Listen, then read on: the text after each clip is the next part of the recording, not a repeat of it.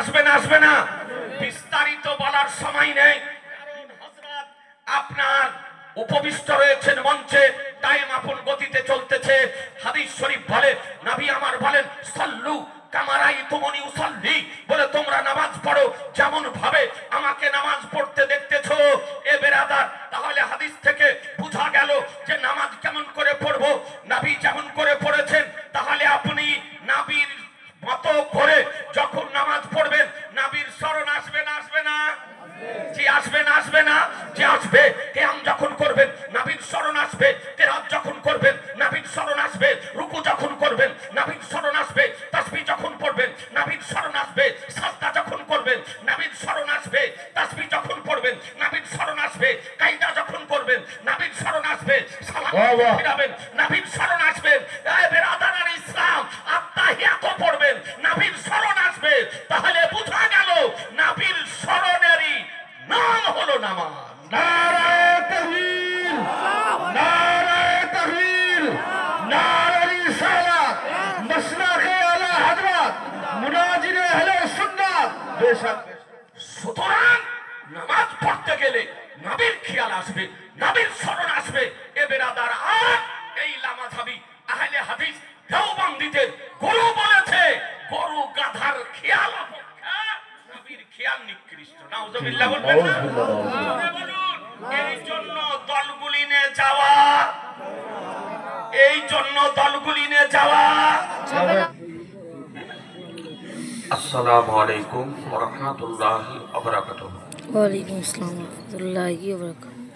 নাহমাদুহু ওয়া নুসাল্লি ওয়া নুসাল্লিম আলা হাবিবিহিল কারীম। আম্মা বা'দ, ফাআউযু বিল্লাহি মিনাশ শাইতানির রাজীম। বিসমিল্লাহির রহমানির রহিম। মা আতাকুমুর রাসূলু ফাখুযুহু ওয়া মা নাহাকুম আনহু ফান্তাহু। সাদাকাল্লাহু মাওলানাল আযীম ওয়া সাদাকা রাসূলুহুন নবিয়্যুল কারীম ওয়া নাহনু আলা যালিকা লামিনাশ শাহিদিন ওয়াশ শাকিরিন আলহামদুলিল্লাহি রাব্বিল আলামিন। আল্লাহু রাব্বু মুহাম্মাদিন সাল্লাল্লাহু আলাইহি ওয়াসাল্লাম, নাহনু ইবাদু মুহাম্মাদিন সাল্লাল্লাহু আলাইহি ওয়াসাল্লাম। আজিজানে মুহতারাম, মোহব্বত সহকারে প্রাণ ধরে আলোচনার পূর্বে একবার সমবেতভাবে দরুদ শরীফের নজরানা পেশ করুন। আল্লাহুম্মা সাল্লি মাওলানা মুহাম্মদ ওয়া আলি সাইয়্যিদিনা মাওলানা মুহাম্মদ সাল্লাল্লাহু তাআলা আলাইহি ওয়াসাল্লাম। আজিজানে মুহতারাম, এই সুন্নি হানাফি সম্মেলন গত বছরের ন্যায় এবছরও 11 নম্বর 12 নম্বর অঞ্চলের উলামায়ে আহলে সুন্নাত একত্রিত হয়ে এই ঐতিহ্যবাহী সুন্নি হানাফি মহাসম্মেলনের আয়োজন করেছেন। পশ্চিমবঙ্গের শীর্ষস্থানের বিজ্ঞ ওলামায়ে কেরামগণ দলিলের আলোকে বিভিন্ন বিষয়ের ওপরে আলোচনা করেছেন। বিজ্ঞাপনে দেখেছেন যে সমস্ত বিষয় নির্ধারিত করা হয়েছে, এবং আমার পূর্বে যারা আলোচনা করেছেন নিজ নির্ধারিত বিষয়ের ওপরই আলোচনা করেছেন, এবং সভার সঞ্চালক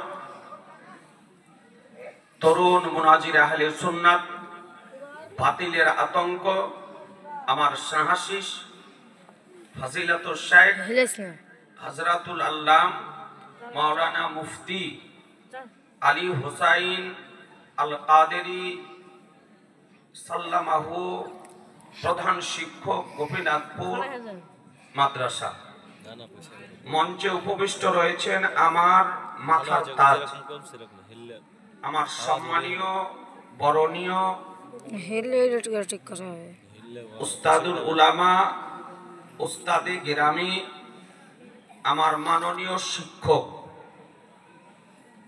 ফুরকানি আলিমী ইসলামিয়া মাদ্রাসার কর্ণধার, পৃষ্ঠপোষক, ধারক ও বাহক, প্রধান শিক্ষক, মঞ্চে যে সমস্ত ওলামায়ে কেরামদেরকে দেখছেন, প্রায় দু একজন ব্যতিরেকে প্রায় সকলেই হুজুর শিক্ষক, আর যারা মঞ্চে বসে আছে প্রায় তারা ছাত্র। ওস্তাদ আর সব আমরা হচ্ছে ছাত্র। আর বিশেষভাবে এই মঞ্চে উপবিষ্ট রয়েছেন পশ্চিমবঙ্গের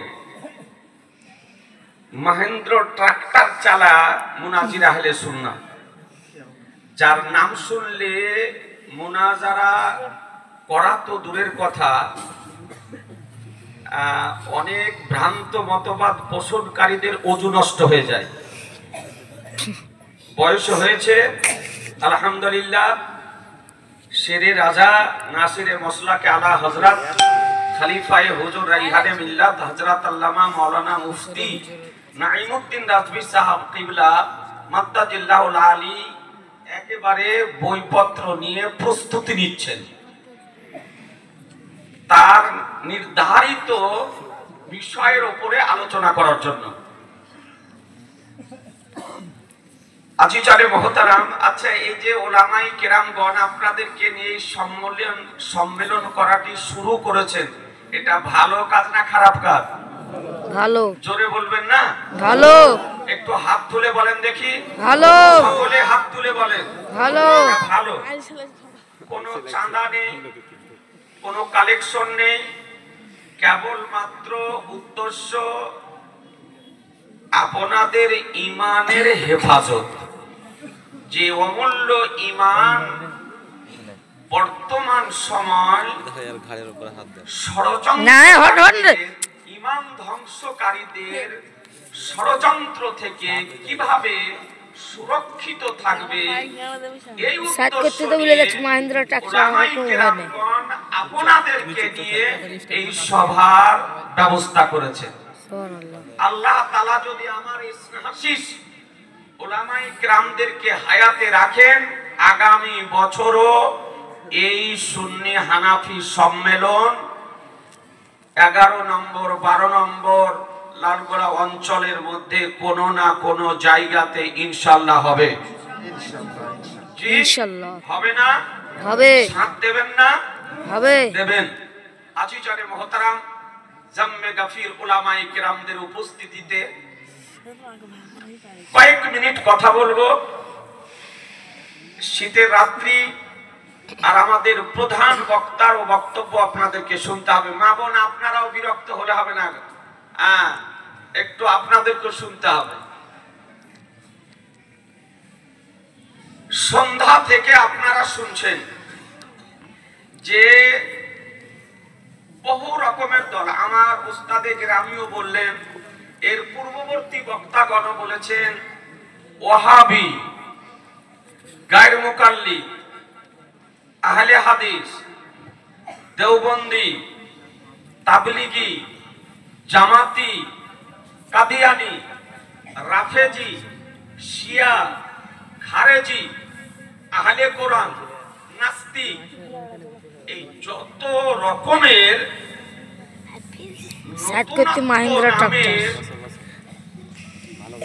আজকে ইসলামিক পোশাক পরিধান করে আত্মপ্রকাশ করেছে, এই দলগুলির নাম আপনারা শুনলেন এবং তারা বলেছেন এই দলগুলি থেকে দূরে থাকার জন্য।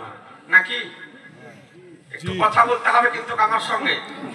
বললেন না যে দলগুলি থেকে নিজেরা দূরে থাকবেন আর নিজেদের কাছ থেকে তাদেরকে দূরে রাখবেন। এখন প্রশ্ন হলো যে এই দলগুলির অপরাধ কি? এই দলগুলি নিয়ে যাওয়া আমাদের কেন চলবে না?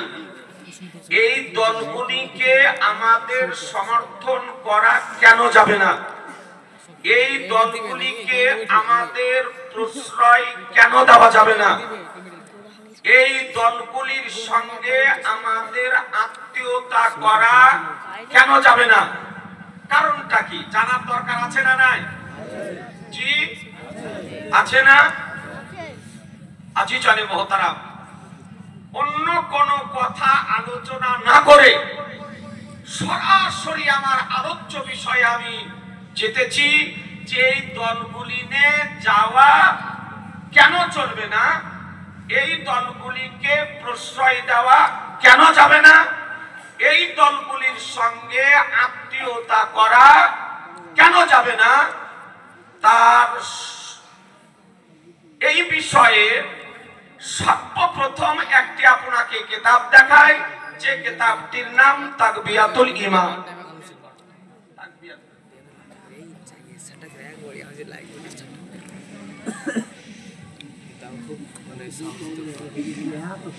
আজি জানে মহতারাম, এই দলগুলির যিনি জন্ম দিয়েছেন আহলে হাদিস, বুঝেন না? একটু কথা বলেন না, আহলে হাদিস বুঝেন? এই মহিলাদের মতো এইরকম করে জোর করে যারা বুকের ওপরে হাত বাঁধে আর মোটামুটি 1-1.5 হাত পাকে দূরত্ব রেখে দাঁড়ায়, আর আত্মায়াত পড়ার সময় এইরকম করে আঙ্গুলকে নাচায়, রুকুতে যাওয়ার পূর্বে রুকু থেকে উঠার পর্বে এইরকম করে হাত ঝাড়াঝাড়ি করে, এদেরকে বলে আহলে হাদিস। ওরা নিজেদেরকে বলে আহলে হাদিস। তো এই দলের জন্মদাতা, দেওবন্দি দলের জন্মদাতা, এই ওহাবি দলের জন্মদাতা কি বলেছে দেখুন। এই বইটি দেখতেছেন, এই বইটির নাম হলো তাকবিয়াতুল ঈমান। সাধারণ জনগণ কিন্তু জানে না। এই বইটির লেখক হযরত মাওলানা শাহ ইসমাইল শহীদ, বইটির রাইটার ইসমাইল দেহলভী। এই সমস্ত ভ্রান্ত মতবাদ গুলির জন্মদাতা, এই দলগুলির জন্মদাতা, এই দলগুলির হচ্ছে মূল ব্যক্তি এই ইসমাইল দেহলভী। এই বইটি লেখার পূর্বে অখণ্ড ভারতবর্ষে কোন দল ছিল না, না ওহাবি ছিল, না দেওবন্দি ছিল, না তাবলিগি ছিল, না জামাতি ছিল, না কাদিয়ানি ছিল, না কোন আহলে হাদিস ছিল। এই দেশ ছিল সুন্নি হানাফিদের দেশ। কাদের দেশ? জোরে বলতে হবে, কাদের দেশ? সুন্নি হানাফি। সুন্নি হানাফিদের দেশ। এই ব্যক্তি এই বইটি লেখার পর এই দলগুলির জন্ম দিয়েছে। বইটিতে কি লিখেছে? খুব ছোট্ট করে, ভুলে ভরা ঘৃণিত বাক্যে পরিপূর্ণ কিতাব। যদি এর ঘৃণিত সেন্টেন্সগুলি, বাক্যগুলি পড়ে পড়ে যদি আপনাকে শোনাই তো কমপক্ষে 3 ঘন্টা সময় লাগবে। নমুনা স্বরূপ একটি বিষয় আপনাকে দেখায়, সে কি লিখেছে। আজি জানে মহতারাম, এই বইটি 23 পৃষ্ঠা। দেখুন 23 পৃষ্ঠা। কেউ যদি পড়তে জানে তো আপনি এখানে নিয়ে আসেন, ওকে পড়ে শোনাচ্ছি। আজি জানে মহতারাম 23 পৃষ্ঠাতে কি লিখতেছে। यकीन मानो कि हर शख्स खा वो बड़े से बड़ा इंसान हो या मुकर्रब तरीन फरिश्ता, उसकी हैसियत शाने उलूहियत के मुकाबले पर एक चमार की हैसियत से भी ज्यादा जलील है। नाउजुबिल्लाह बोले, जोरे बोले ना, ভালো করে শুনেন। এই জন্য সম্মেলন করা দরকার হচ্ছে, এই জন্য ওলামাদেরকে পরিশ্রম করতে হচ্ছে। বাপ মসজিদের সেক্রেটারি আর তার ছেলে মুসলমানি না হওয়া বক্তার বক্তব্য শুনে লামাথাবি হতেছে। জি, মসজিদের সভাপতি তার পিতা সুন্নি হানাফি মসজিদের, আর তার ছেলে শিক্ষিত হয়ে মাস্টার হয়ে আজকে বুকের উপরে হাত বাঁধতে আরম্ভ করেছে। এই রকম বিভিন্ন গ্রামে এই সমস্যা দেখা দেওয়ার কারণে আজকে এই রকম সম্মেলন করার প্রয়োজনীয়তা দেখা দিয়েছে মুসলমান। লিখতেছে কি বাংলা অনুবাদ, যে বিশ্বাস করো প্রত্যেক ব্যক্তি সে বড় থেকে বড় যদি হয়। আচ্ছা বলেন তো, মানুষের মধ্যে সব থেকে বড় কে? আমাদের নবী। মানুষের মধ্যে সব থেকে বড় কে? একটু জোরে কথা বলেন না, একটু আওয়াজ দিয়ে বলতে হবে। এই জন্য আওয়াজ দিতে হবে যেন আপনাদের ব্রেনের শেপ হয়ে যায়। তো বলছে বড় থেকে বড় ব্যক্তি অথবা সম্মানিত ফেরেশতা। তো আমরা জানি সৃষ্টি জগতের মধ্যে সব থেকে বড় হলেন আমাদের নবী। তারপরে বলছে সম্মানিত ফেরেশতা, তার হাইসিয়ত আল্লাহর শানের নিকটে একজন চামার অপেক্ষা নিকৃষ্ট। জোরে বলেন নাউজুবিল্লাহ, জোরে বলতে হবে নাউজুবিল্লাহ। তো আহলে হাদিস, লামাযহাবী, যারা মাযহাব অমান্যকারী, দেওবন্দি, তাবলীগী, জামাতি দের গুরু জন্মদাতা সে বলেছে যে আল্লাহর নিকটে নাভি চামার মুচি অপেক্ষা নিকৃষ্ট। বলুন মুসলমান, ইমানের সঙ্গে আপনার কলিজাতে হাত রেখে যদি কোন ব্যক্তি আমার নাভিকে চামার অপেক্ষা মুচি অপেক্ষা নিকৃষ্ট যদি বলে, তার ইমান থাকবে না, জোরে বলতে হবে না, না, ইমান থাকবে না, ইমান থাকবে না। থাকবে না। ইমান কি হবে? নষ্ট হয়ে যাবে। তাহলে যে ব্যক্তি মূল মন্ত্র হলো, যে ব্যক্তি আপনার মৌলিক বিষয় হলো যে নাভির শান আল্লাহর নিকটে জামার অপেক্ষা নিকৃষ্ট, এ বেরাদারান ইসলাম, তাহলে ওয়াহাবীর জন্মদাতা এই কথা বলেছে। তাহলে ওয়াহাবিতে যাওয়া যাবে? জি, এই ওয়াহাবি, দেওবন্দি, তাবলীগী, জামাতে না যাওয়া, সমর্থন না করা, প্রশ্রয় না দেওয়া, আত্মীয়তা না করা মূল কারণ সমূহের মধ্যে একটি কারণ হলো যে সে নাভিকে জামার অপেক্ষা নিকৃষ্ট বলেছে মুসলমান। বেশক কথা বুঝতে পারলেন? আর একটা আপনাকে বলি, বলুন আল্লাহকে মানতে হবে, মানতে হবে না মুসলমান হতে গেলে? তারপরে নবীকে মানতে হবে না, হবে না? কোন ব্যক্তি আল্লাহকে মান্য করে, নবীকে মান্য করে না, তবে সে ব্যক্তি মুসলমান হবে? জি না, সে ব্যক্তি মুসলমান হবে না। তো কি বলতেছে বলো এই লামাযহাবী, মাযহাব অমান্যকারী, দেওবন্দি, তাবলীগীদের গুরু এই 23 পৃষ্ঠায় যে सिर्फ अल्लाह ही को माना जाए, केवल मात्र अल्लाह के मानते হবে, और उसके सिवा ता छाड़ा अर्थात अल्लाह ব্যতিরেকে किसी को ना माना जाए, আর কাউকে মান্য করা যাবে না। নাউজুবিল্লাহ বলেন, জোরে বলতে হবে। কোরআন বলে খোদা को मानो, अल्लाह को मानो, ওয়াতিউল্লাহ ওয়াতির রাসূল। কোরআন বলেছে না খোদাকে মানো, আল্লাহকে মানো, নবীকে মানো। হাদিসে বলা হয়েছে আল্লাহকে মানো, নবীকে মানো। শরীয়তের মূল বিধান যে খোদাকে মানতে হবে, আল্লাহকে মানতে হবে। আর ওয়াহাবী, দেওবন্দি, আহলে হাদিসদের গুরু বলেছে একমাত্র আল্লাহকে মান্য করো, আল্লাহ ছাড়া পৃথিবীতে আর কাউকে মান্য করা যাবে না। তাহলে এই মন্ত্র যদি কেউ বিশ্বাস করে মুসলমান থাকবে? জোরে বলেন, মুসলমান থাকবে না। এই ছোট্ট এই ওয়াহাবি আহলে হাদিস লামাযাবি দেওবন্দিতে যাওয়া জোরে হচ্ছে না, এই দলগুলি নিয়ে যাওয়া হাত উঠিয়ে দুই হাত উঠিয়ে যাওয়া যাবে না। হাত বাঁধাটা মূল সমস্যা নয়, জোরে আমিন বলাটা মূল সমস্যা নয়। সমস্যা হলো, আসল সমস্যা যে আমার নবীকে ওয়াহাবি লামাযাবি আহলে হাদিসদের গুরু দেওবন্দির গুরু বলেছে নবী এক ইনসান হ্যায়, নবী একজন মানুষ।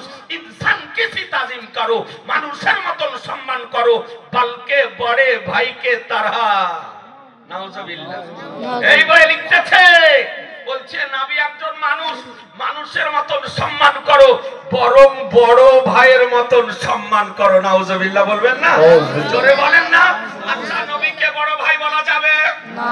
জোরে বলতে হবে। কিন্তু ইসমাইল দেহলভী যে দেওবন্দীদের গুরু, লামাযাবিদের গুরু, মাযহাব অমান্যকারীদের গুরু, আহলে হাদিসদের গুরু, জামাত ইসলামীদের গুরু, সে বলেছে নবীকে বড় ভাইয়ের মতন। এ বেরাদারান ইসলাম, কোরআন বলে ওয়াজওয়াজুহু উম্মাহাতুল মুমিনিন, নবীর পবিত্র স্ত্রীগণ হলো মুমিনদের মা। এবার বিচার করুন, নবীকে যদি বড় ভাই বলেন তো বড় ভাইয়ের স্ত্রী কে হবে? কথা বলবেন না? বড় ভাইয়ের স্ত্রী কে হবে? কে হবে? ভাবি হবে। আর কোরআন বলেছে নবীর স্ত্রীগণ হলেন মা। তো যারা মাকে ভাবি বলতে পারে, এর মধ্যে মনুষ্যত্ব রয়েছে না পশুত্ব রয়েছে? বিচার করবেন মুসলমান। এর মধ্যে মনুষ্যত্ব আছে যে মাকে ভাবি বলতে পারে। আজিজানে মুহতারাম, এর মধ্যে মনুষ্যত্ব নেই, এর মধ্যে পশুত্ব বিরাজ করতেছে। এই জন্যই এই দলে যাওয়া হারাম। এইরকম মোটামুটি আপনার 15-20টা ঘৃণিত এবারতে বইটিতে লেখা আছে। আর একটা শুনিয়ে দিই, এই বইয়ে কি লিখতেছে? আর একটা দেখেন, লিখতেছে যে নবী মরকর মাটি মে মিল গায়া। নাউজুবিল্লাহ। বলে নবী মরে মাটির সঙ্গে মিশে গেছে। নাউজুবিল্লাহ বলবেন না? নাউজুবিল্লাহ। নবী জীবিত না মৃত? জীবিত। জোরে বলতে হবে। জীবিত। জীবিত। সুন্নিদের আকীদা নবী জীবিত, হানাফিদের আকীদা নবী জীবিত, শাফি মালিকি হাম্বলীদের আকীদা নবী জীবিত, পীর ওলি আউলিয়া বুজুর্গানে দ্বীনদের আকীদা নবী জীবিত। আর আহলে হাদিস, লামাযাবি, দেওবন্দি, তাবলীগী, জামাতি, কাদিয়ানী, এদের আকীদা শুধু নবী মৃত নয়, নবী মরে মাটির সঙ্গে মিশে গিয়েছে। নাউজুবিল্লাহ। এই জন্য ওয়াহাবি, লামাযাবি, আহলে হাদিস, দেওবন্দি, তাবলীগীতে যাওয়া হারাম। আজিজানে মুহতারাম, এই বইটি কেন লিখেছে? এই বইটি ও কেন লিখেছে আপনাকে দেখাই।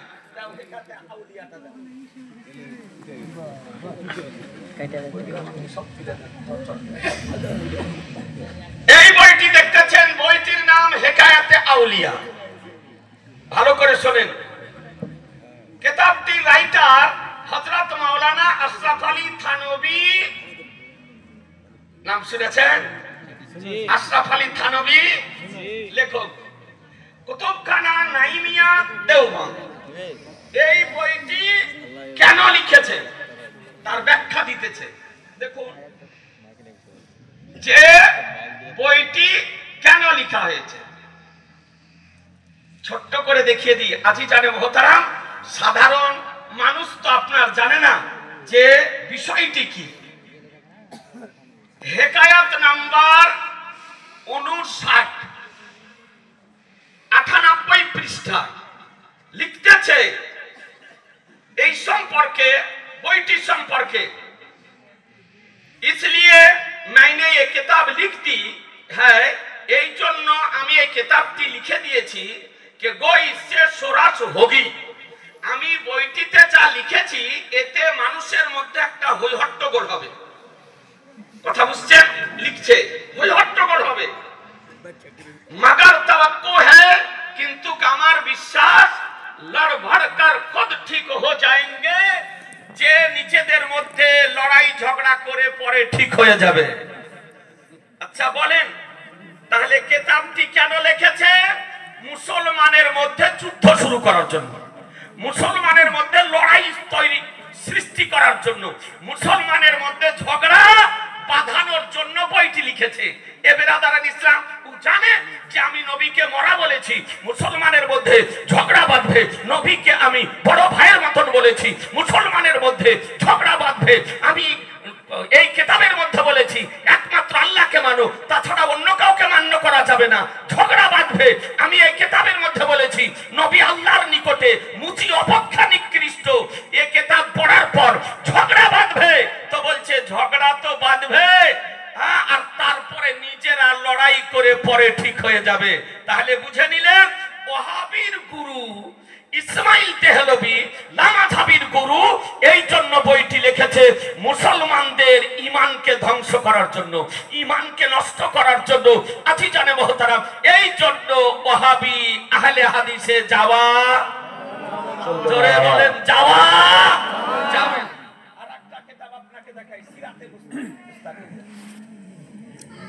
এই মিয়াজির আরেকটি কিতাব এই মোল্লার এই যে মোল্লার কথা বললাম এই মোল্লা একটা বই লিখেছে তারপরে দ্বিতীয় বই এ বেরাদারান ইসলাম এই বইটির নাম সিরাতে মুস্তাকিম সিরাতে মুস্তাকিম এই কিতাবে কি লিখতেছে দেখুন 167 পৃষ্ঠায় 167 পৃষ্ঠায় লিখতেছে এত ঘৃণিত কথা লিখেছে আজিজানে মুহতারাম যা আপনাদের আমাদের কারো রক্ত যদি আপনার ঠান্ডা যদি থাকে তো কথা শুনে গরম হয়ে যাবে ঠিক কি লিখেছে দেখুন 167 পেজে এই লামাযহাবি আহলে হাদিস দেওবন্দীদের গুরু কি লিখতেছে सेना के वसवासे से अपने बीवी की मुजामियत का ख्याल बेहतर है বলছে জেনার যদি কারো অসওয়াসা যদি আসে তার চাইতে বিবি মিলন হচ্ছে ভালো और शेख या उसी जैसे और बुजुर्गों की तरफ खा जनाबे रिसालत मां भी हूं अपने हिम्मत को लगा देना अपने बैल और गधे की सूरत में मुस्तगरक होने से बुरा है अर्थात शेख তার পীর হোক অথবা এই রকমই কোন বুজুর্গ ব্যক্তি হোক অথবা নবী করিম সাল্লাল্লাহু তাআলা আলাইহি সাল্লাম হোক নিজের ধ্যান তার দিকে লাগানো গরু গাধার খেয়ালে নিমগ্ন হওয়া অপেক্ষা খারাপ মুসলমান কি বলল 167 পেজে আহলে হাদিস দেওবন্দি লামাযহাবি তাবলীগী জামাতের গুরু যে নবীর ধ্যান নবীর খেয়াল গরু